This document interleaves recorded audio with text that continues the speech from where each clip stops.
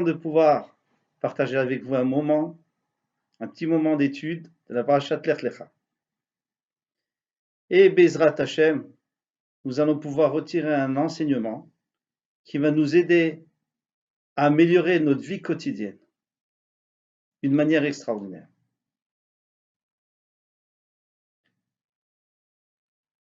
Au sujet donc de notre paracha qui parle essentiellement de Avraham Avinu, il y a une Mishnah très intéressante dans les Pirkei Avot, les Maximes des Pères.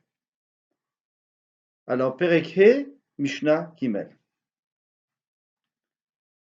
Asara nisyonot nitnase Avraham Avinu, alav shalom, ve'amad bekulam. Donc, Avraham Avinu a traversé 10 épreuves. Il les a tous surmontées. Il les a toutes surmontées.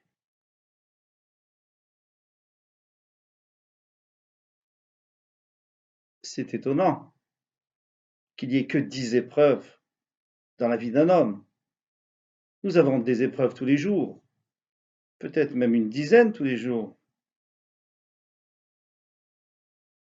Non.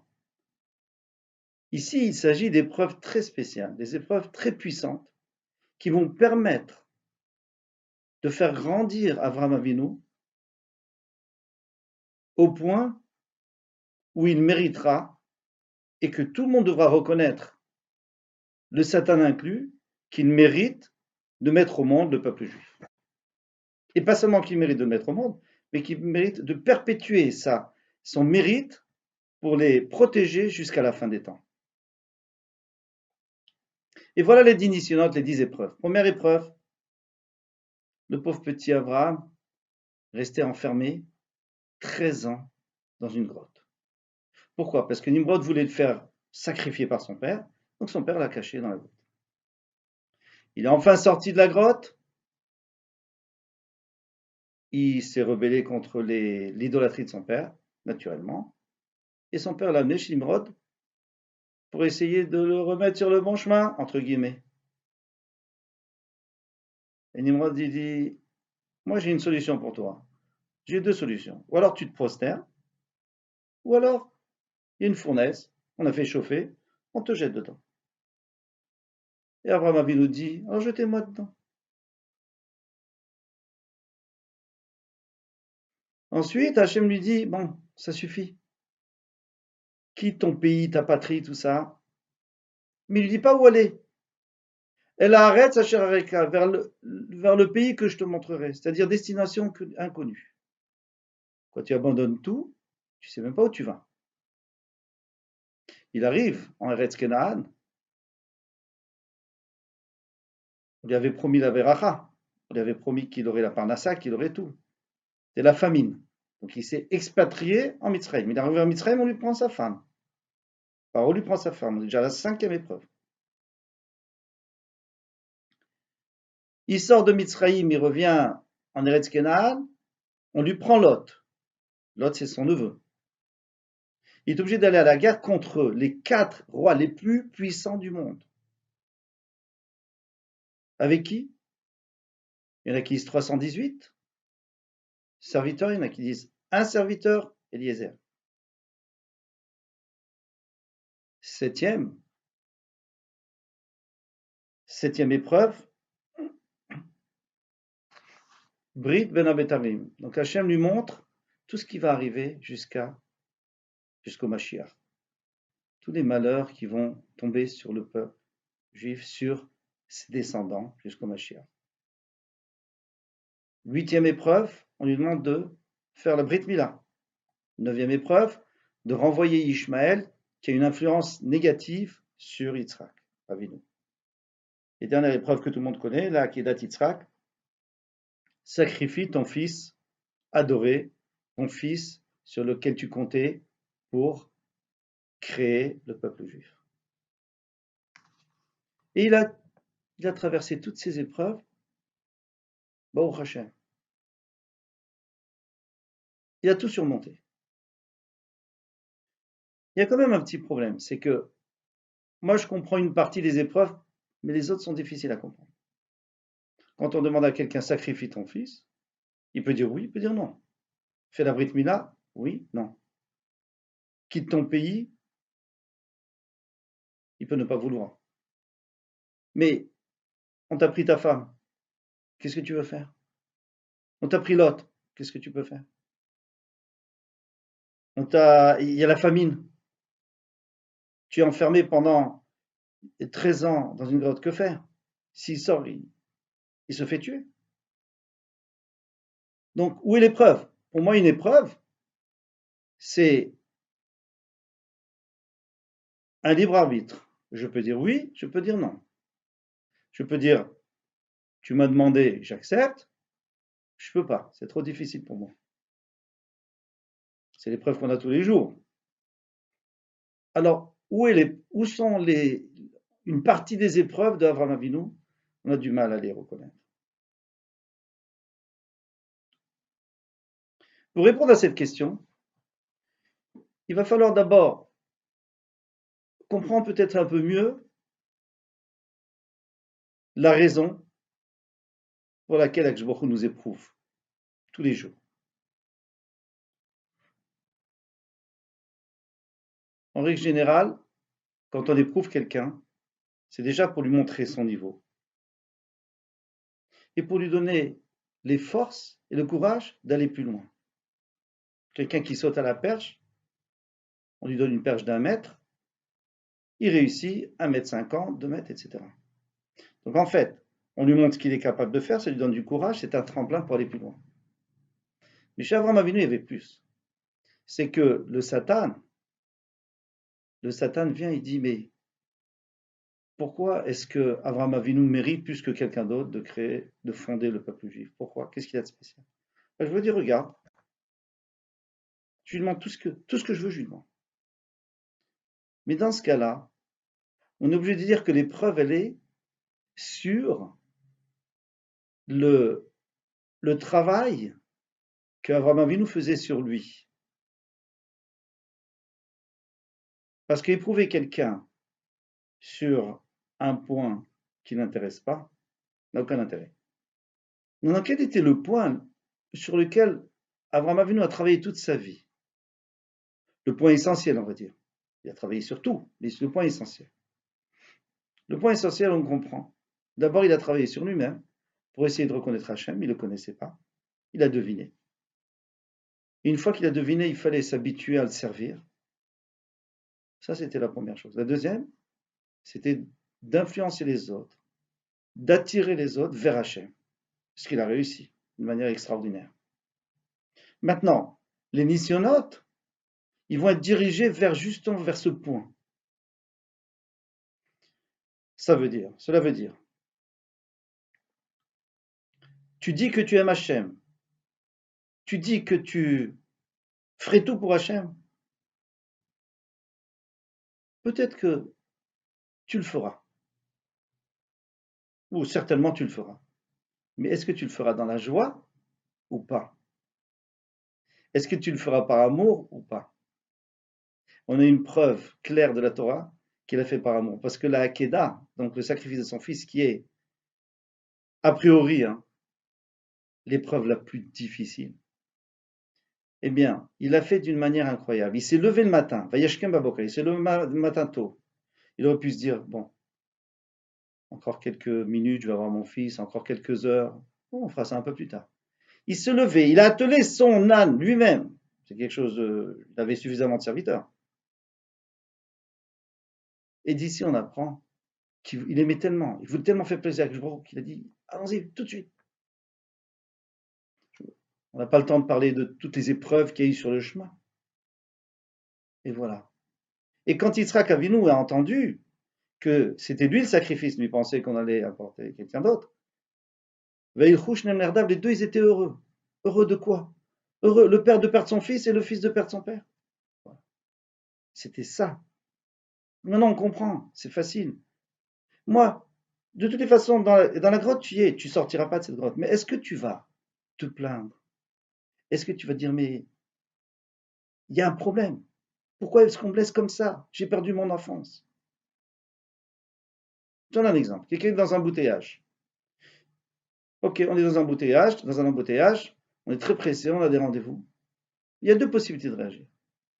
Ou alors quelqu'un il se dit, mince, et pourquoi ça m'arrive? Mais je ne vais pas m'en sortir, on klaxonne, on s'énerve, ça sert à rien. Ou alors on se dit, si je suis là, c'est que je dois être là, c'est que je pourrais décider que je sois là, donc c'est bien pour moi. C'est ce qu'il a fait à Avinu. Il a dit, bon, si je dois être là, c'est que je dois être là. Ensuite, il faut que j'aille dans la fournaise, il n'y a pas de problème. Si c'est ce qu'il faut, je le ferai. C'est bon pour moi, etc. L'Echlecha, il veut que j'aille, bon, je vais, c'est bien pour moi. Il y a la famine, c'est bien pour moi. On lui prend sa femme, c'est bien pour lui. Après, on verra pourquoi c'est bien. Ensuite, on lui prend l'autre, c'est bien pour lui. Brit Mila, c'est très bien. Ça, on le sait. Les souffrances du peuple juif, plus difficile à comprendre, mais on peut comprendre. Et la Hakeda, on comprendra aussi.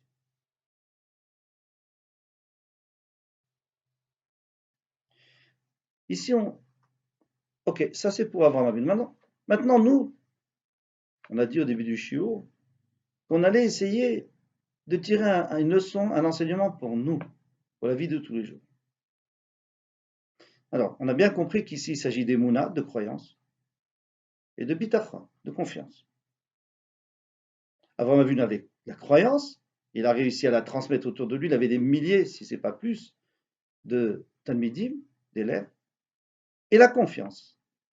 Parce que la croyance, on croit, tout le monde croit en Hachem, tout le monde.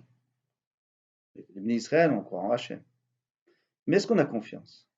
C'est plus difficile.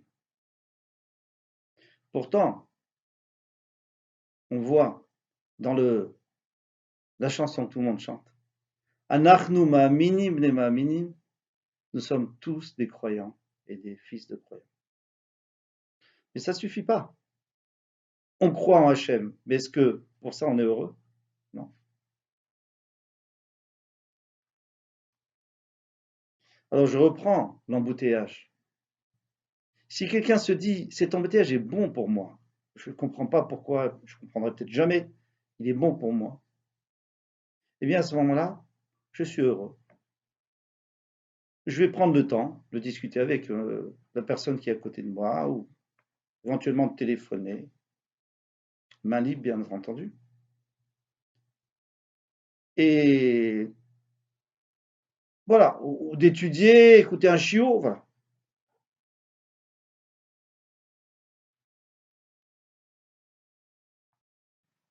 Donc je reprends. La émouna, c'est la croyance.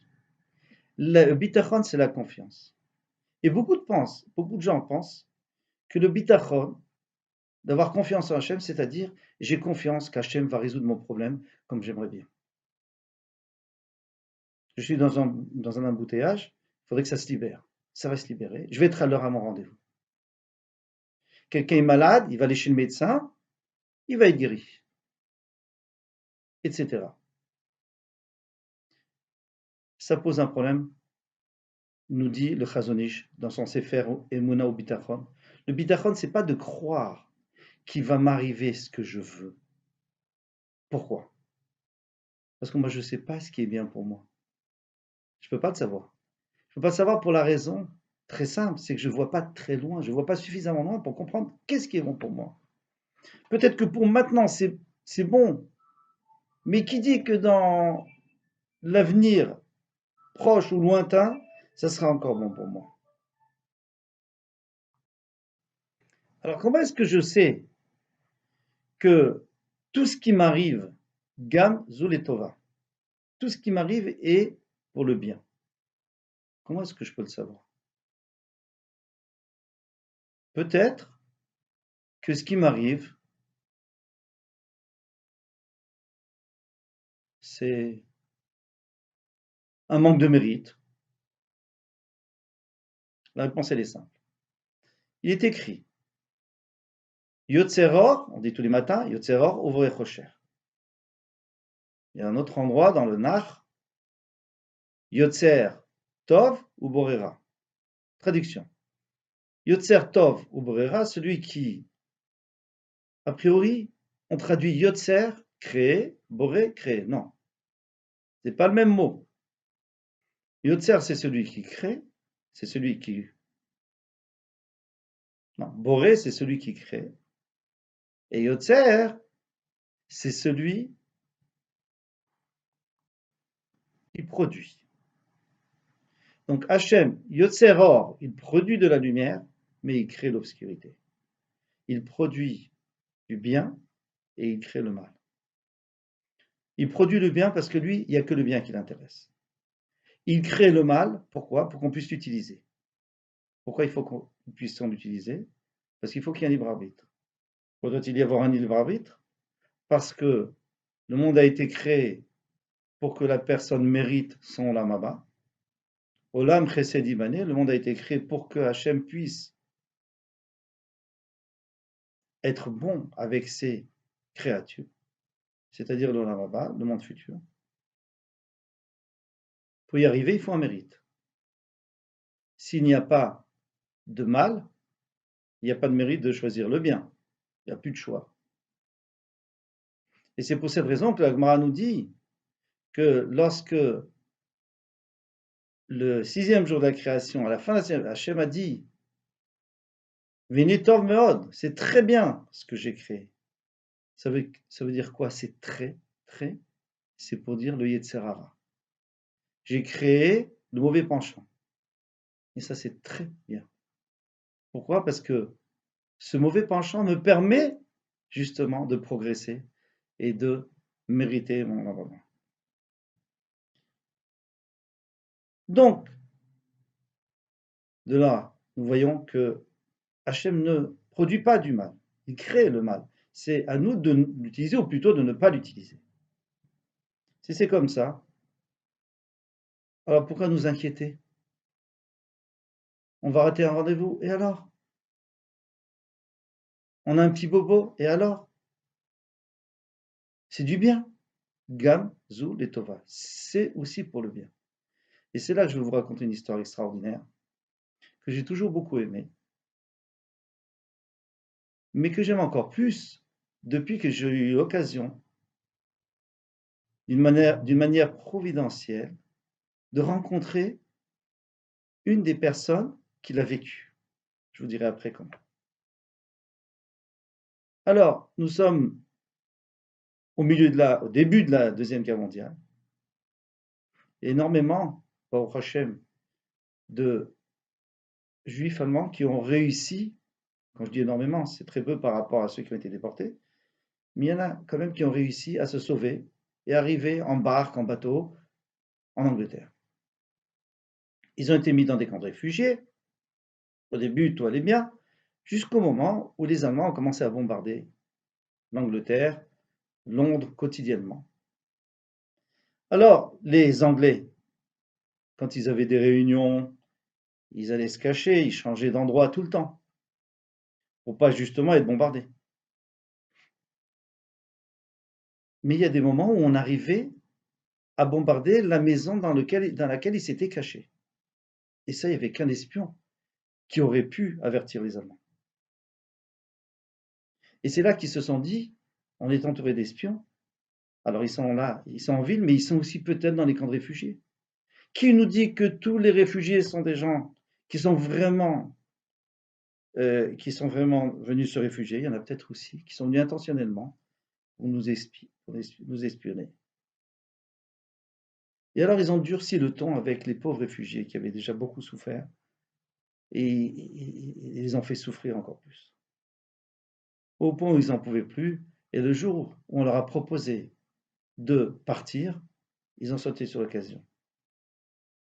C'était la communauté de Melbourne, en Australie, qui avait proposé de prendre des Juifs.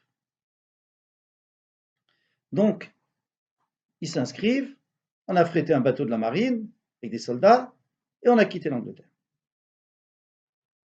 Sorti des eaux territoriales anglaises, qui étaient plus ou moins protégées,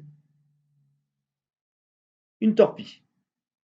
Donc c'est un sous-marin allemand qui envoie une torpille, qui explose à 10 mètres du bateau. Pour l'instant, il n'y a pas de mal, mais ça fait peur. Une deuxième torpille, un peu plus proche. La troisième est la bonne. Et c'est là que les soldats se mettent dans une colère terrible. Ils disent, mais à cause de ces juifs, on va périr. Mais qu'est-ce qu'on a à faire avec eux? On serait resté en Angleterre. Ils prennent toutes leurs affaires, ce qu'ils avaient, hein, ce qui leur restait, et ils les jettent par-dessus bord. Alors j'essaie de me mettre à la place du pauvre juif, ou du pauvre réfugié, tout court, qui a perdu sa famille, déporté. Il est seul au monde, peut-être à deux. Il lui reste une lettre de son conjoint, de ses enfants, de ses parents, une photo, et on le jette par-dessus bord. Mais quelle méchanceté! Mais qu'est-ce que j'ai fait, moi? Qu'est-ce que moi j'ai fait? Bon, le voyage continue, ils arrivent en Australie, ils débarquent les réfugiés, au Hachem, ils ont été bien accueillis, et ils ont pu passer la fin de la guerre, et puis après choisir où ils voulaient aller. Il y en a beaucoup qui sont montés en Israël, il y en a qui sont restés là-bas. Et l'histoire aurait pu se terminer là, mais on a retrouvé quelques temps plus tard, à la fin de la guerre, dans un sous-marin allemand, un cahier de bord, un carnet de bord. Et les Allemands étaient très méticuleux, donc il avait tout écrit dans son carnet. Dans son carnet, il met tel et tel jour, à telle et telle heure, nous avons vu un bateau de la marine anglaise qui sort des eaux territoriales anglaises. Et alors, bien entendu, notre travail, c'est de torpiller. Donc on envoie une torpille, elle a raté, une deuxième, presque. Et puis d'un seul coup, on voit des affaires qui volent par-dessus bord. Alors attendez, j'ai dit attendez, on a refait surface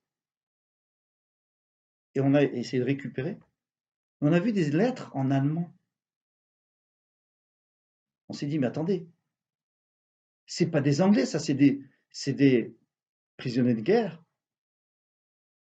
Alors on a appelé toutes les unités qui nous entouraient, les unités, la flotte allemande.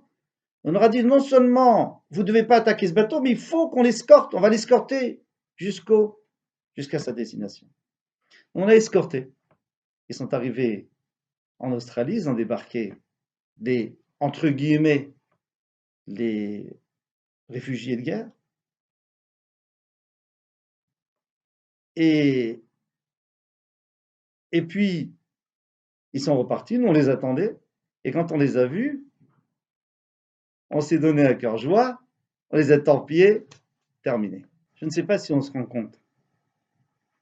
Mais qu'est-ce qu'ils ont dû dire, ces réfugiés?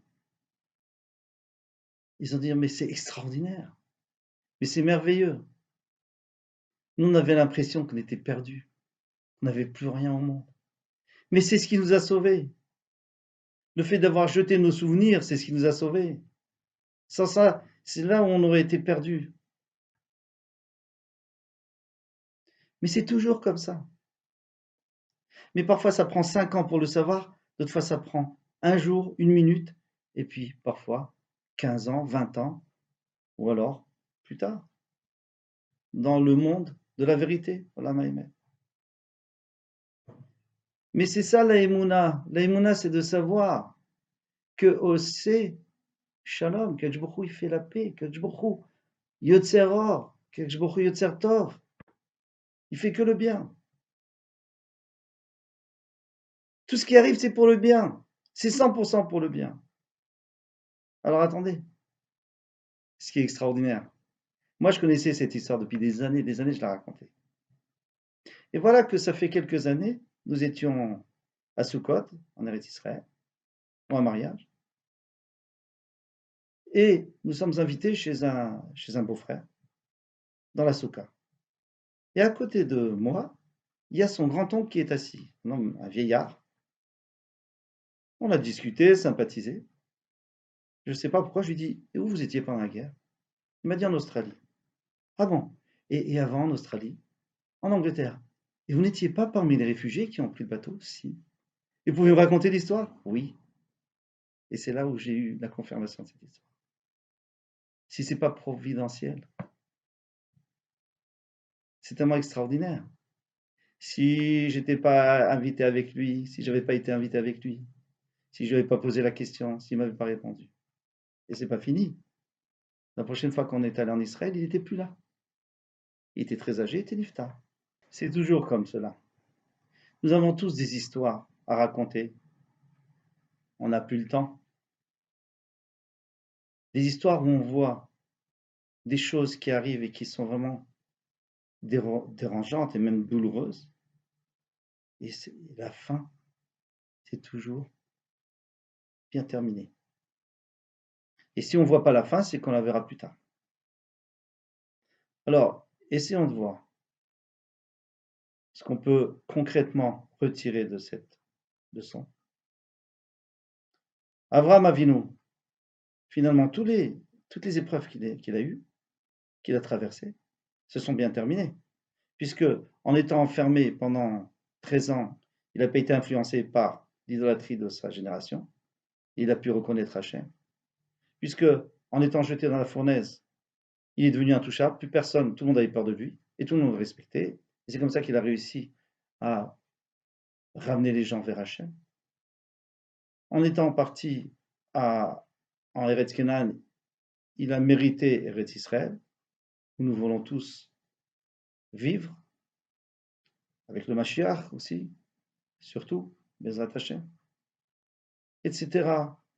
On a pris sa femme, on lui a donné une grosse somme d'argent avec laquelle il a pu payer ses dettes. On lui a pris Lot, mais il a pu se débarrasser des cadroits les plus méchants, les plus dangereux, avec l'aide d'Hachem, bien entendu. Ben, je compte, d'après la Brit Mila, jusqu'aujourd'hui, qui n'est pas prêt à faire qui n'est pas prêt à accomplir la Brit Mila? Parce que tout le monde sait que c'est le lien qu'on a avec Hachem.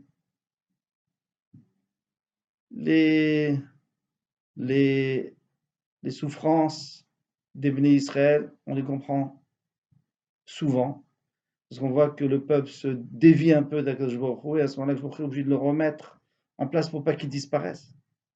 Mais c'est vrai qu'il y en a qu'on ne comprend pas trop. On comprendra plus tard. La Akedat Yitzhak, c'est quand même grâce à cela aujourd'hui qu'on vit. C'est grâce au mérite de la Akedat Yitzhak. On voit bien à Rosh Hashanah, on prend le chauffard, la corne de bélier. Le bélier, c'est le bélier qui a remplacé Yitzhak Avinu à la Akedah. Et pour montrer le mérite de Yitzhak Avinu, d'Avraham Avinu, et grâce à ce mérite, qu'Akadosh Baruch Hu nous donne une bonne année. Donc on voit que tout s'est bien terminé. Et bien chez nous, c'est la même chose. Et on va conclure avec ça. Si nous arrivons à être persuadés, encore une fois, Emouna, la croyance, on est tous croyants. Anachnu ma'aminim bnei ma'aminim, nous sommes des croyants, enfants de croyants. Ve'en lanu, ça j'avais pas dit, mais je termine.